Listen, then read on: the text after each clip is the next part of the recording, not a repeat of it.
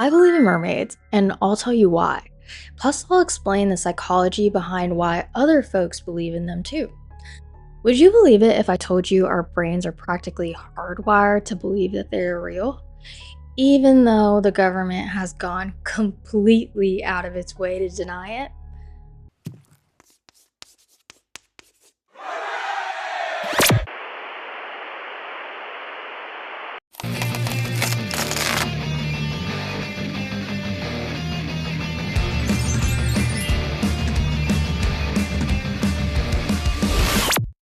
Welcome back to Emo Coconut. Today we are diving straight into the deep ocean. Think about the physical math of our planet. Over 70% of the Earth is covered in water, and the scientific community openly admits that we have explored less than 10% of it.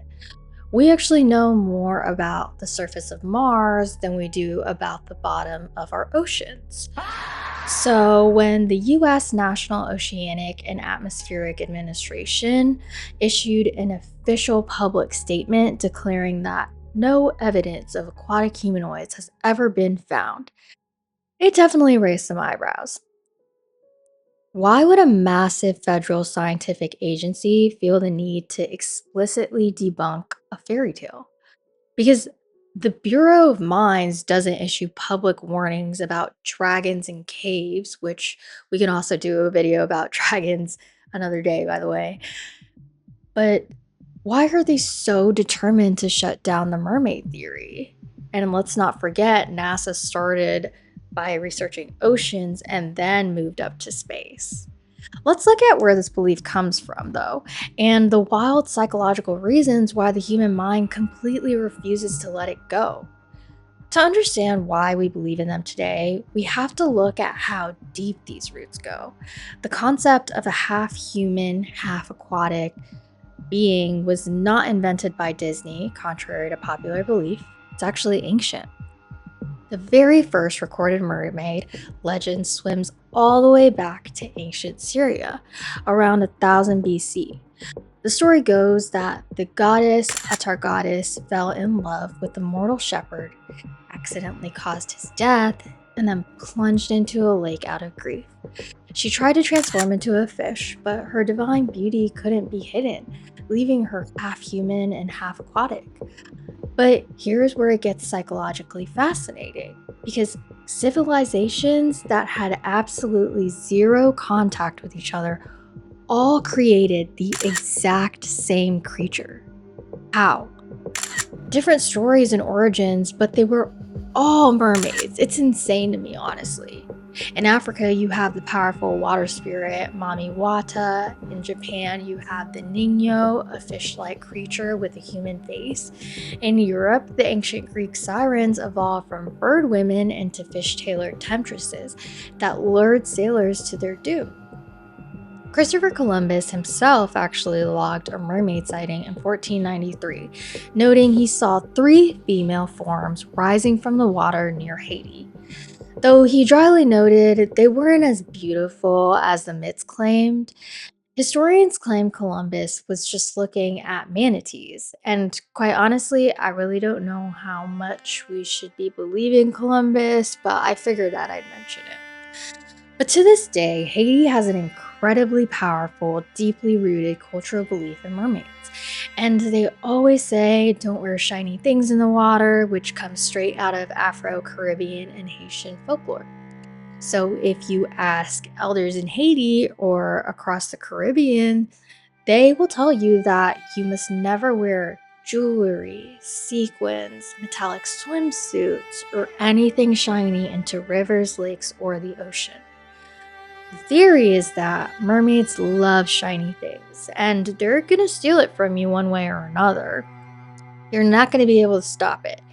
But if they need to drag you down with the shiny item, they absolutely will.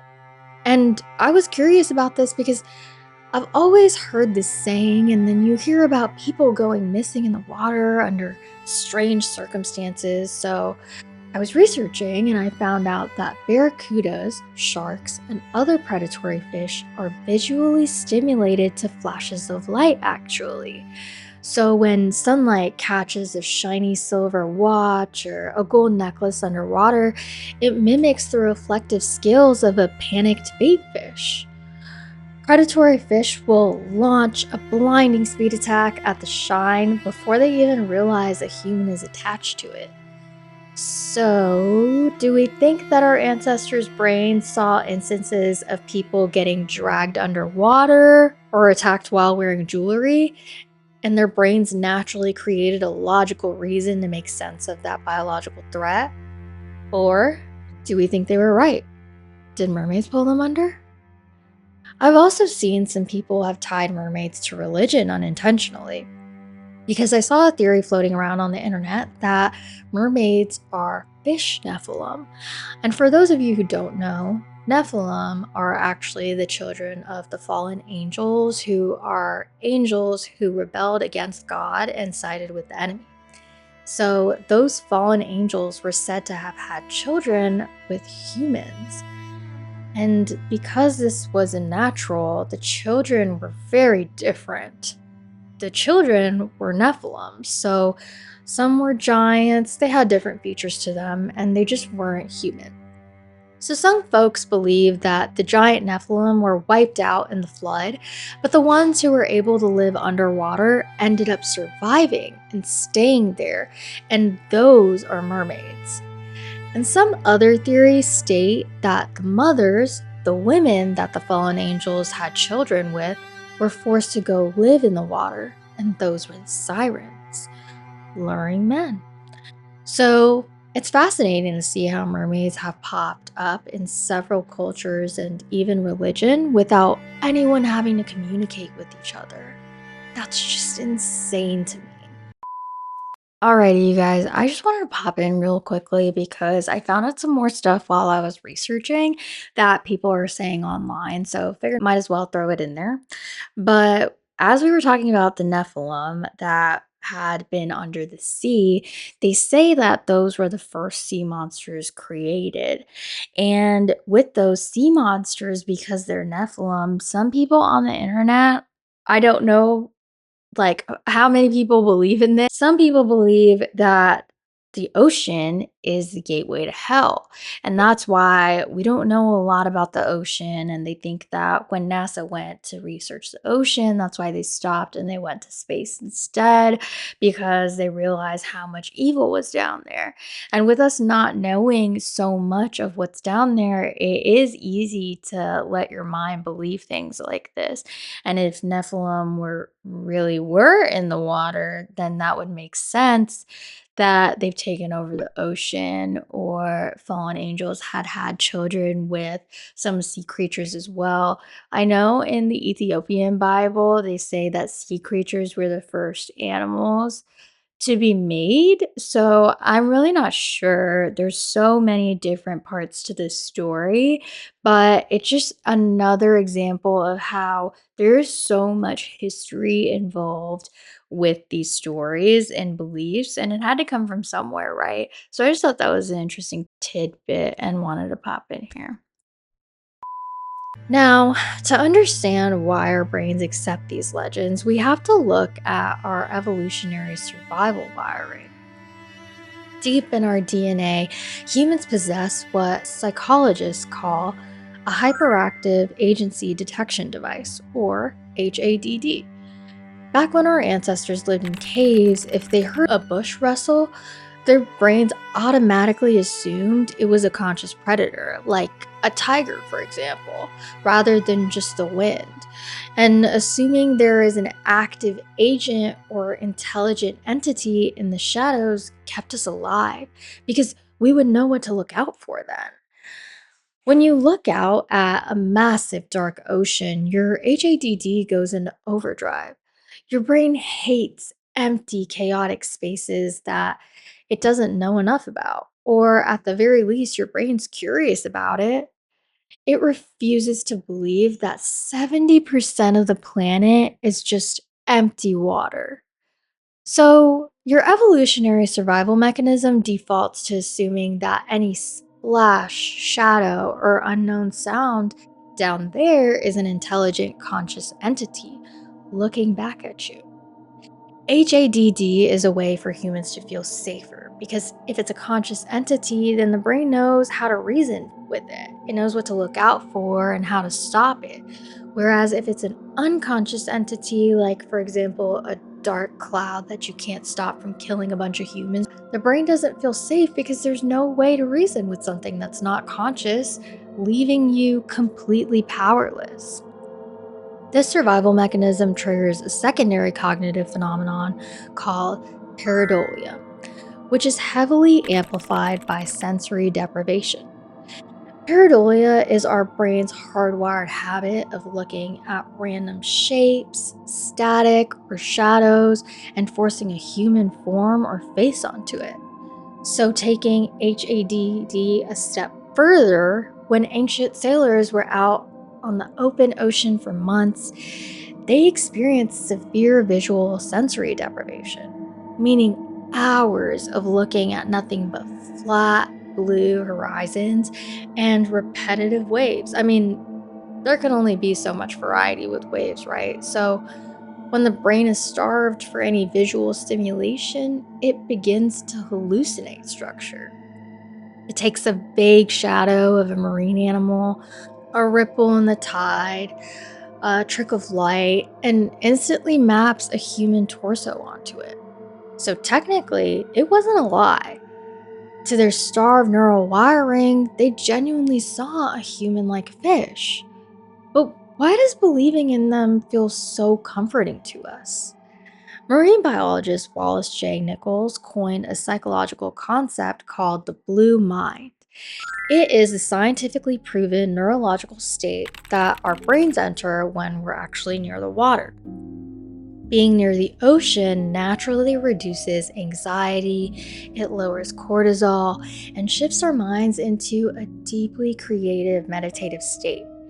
And that's why a lot of us love being near the water, because can I swim? No. But I would choose to be near the ocean every day if I could, just because I just find it so calming. So, under the influence of the blue mind, our psychological walls drop and we're more receptive to comforting magical myths because it allows us to escape the rigid, boring constraints of a concrete corporate world and feel connected to the vast, untamed mysteries of the deep. As a kid, I'd always look up mermaid sightings because I'm like, I keep hearing about mermaids, but I want to see them with my own eyes? And since AI hadn't been developed yet, whatever I saw, I tended to believe.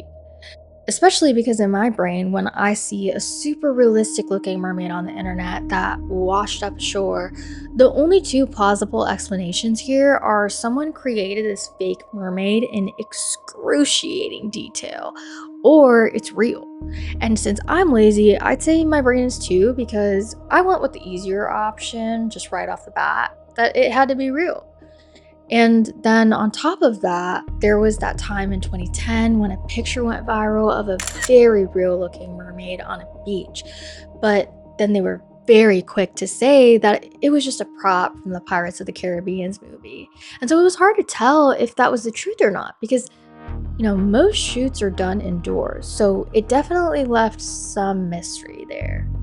It also didn't help that there was a literal sculptor creating highly advanced taxidermy art and then driving out to different beaches, laying them out into the sand, taking these grainy pictures of them, like, how all mystical things caught on camera. All of those pictures always look like it was taken on a potato. And then he'd post them on eBay with these amazing backstories, and people would buy them. So he'd build these mummified mermaids by taking real preserved human sized skeletons and seamlessly grafting them to the actual skin, tail, and scales of massive deep sea fish. And because he used real biological tissue instead of plastic or rubber, the corpses looked so real to the human eye. And my lazy brain as a kid could never fathom that someone would put this amount of work into a mystical hoax. So I chose to believe that mermaids were real. So, quick shout out to Juan Cabana. I respect the hustle, man. You really had me believing that they were real growing up. But We had all this going against us. I mean, truly imagine. Back in the day when we used to trust blindly, it was hard to tell reality versus fiction. So, why did the government get involved? In 2012, Animal Planet aired a television special called Mermaids, The Body Found. It was shot like a realistic scientific documentary with actors playing government scientists who actually claimed that they uncovered a massive government cover up involving an aquatic humanoid washup on a beach. Even though the filmmakers quietly admitted it was science fiction, it was real quiet. And the documentary looked super real, so the public went absolutely feral, of course. And remember, this is before the age of AI and back when we used to trust whatever we watched on TV, especially on Animal Planet and National Geographic. I'm like, why would they lie to us? So naturally, people flooded NOAA with phone calls and letters demanding the truth. It got so intense that the government was forced to put out an official denial. The problem is, when a massive government agency puts out an official statement saying, hey guys, stop asking, they're not real, it tends to trigger a psychological defense mechanism called reactance. Because our society has a historic trust deficit with official institutions, and a public denial doesn't make people stop believing. It actually does the exact opposite. Our brains instantly think, why are they trying so hard to hide it? What are they doing down in those declassified ocean trenches? The government can release all the statements they want, but as long as 90% of our oceans remain a dark, echoing mystery, the human brain will always look out at the horizon and see a pretty little mermaid waving back at us. Because we don't just want to believe in magic, our psychology requires it.